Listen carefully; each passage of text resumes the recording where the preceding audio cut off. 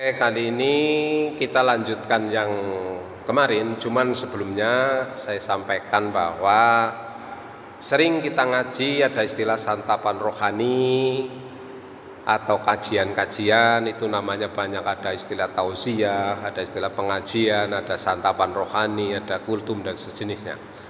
Tetapi yang jelas ketika kita mengkaji beberapa hal hubungannya dengan keimanan adalah santapan rohani, karena ini untuk memberikan asupan ilmu kepada jiwa kita, iman kita. Nah, kami akan memberikan satu gambaran atau perbandingan, mudah-mudahan untuk bisa diterima oleh nalar kita.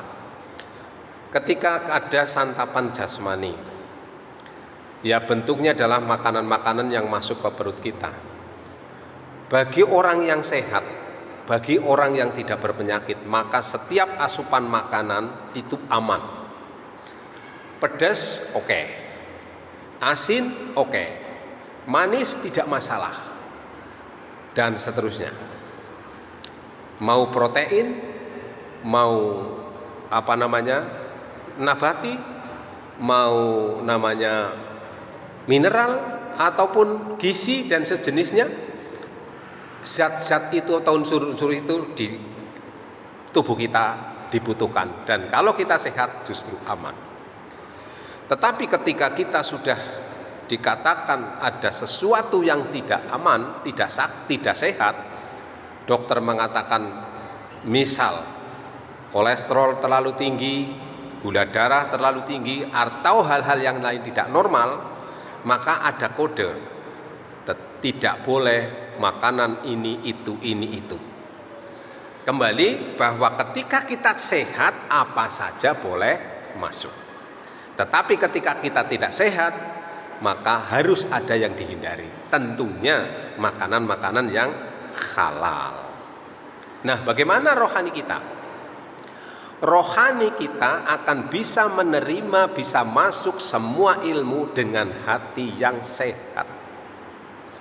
Tetapi ketika hati kita sudah berpenyakit, ada iri, ada dengki, ada sombong, dan sejenis penyakit-penyakit itu, maka rohani kita sulit untuk menerima asupan ilmu.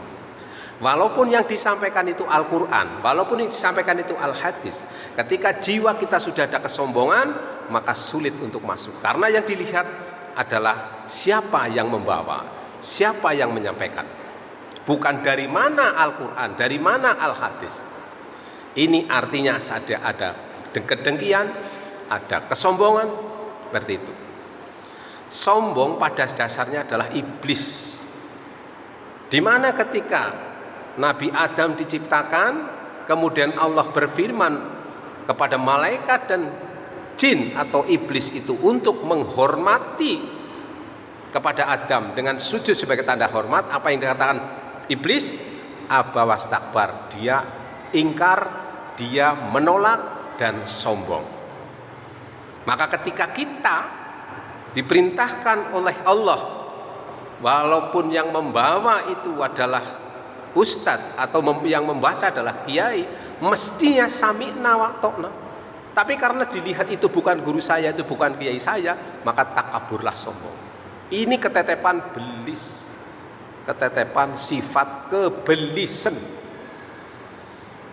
Oleh karena itu mari kita bongkar dada kita obati rohani kita, agar kita bisa menerima masukan dari manapun. Tidak ada kesombongan, tidak ada keangkuhan, tidak ada rasa iri hati, buang jauh-jauh. Sehingga ketika kita mengkaji ilmu dan itu berdasarkan Quran hadis, siapapun yang membawanya, itulah petunjuk Allah, itulah ilmu Allah.